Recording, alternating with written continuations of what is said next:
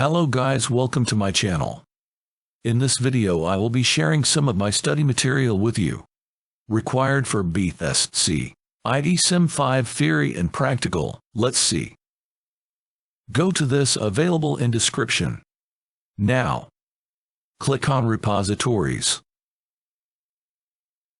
Here you will find all the repositories related to B.S.C. IT Sim 5 scrolling down below.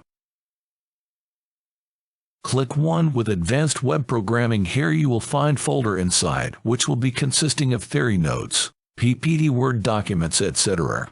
Go through all the PDF in there.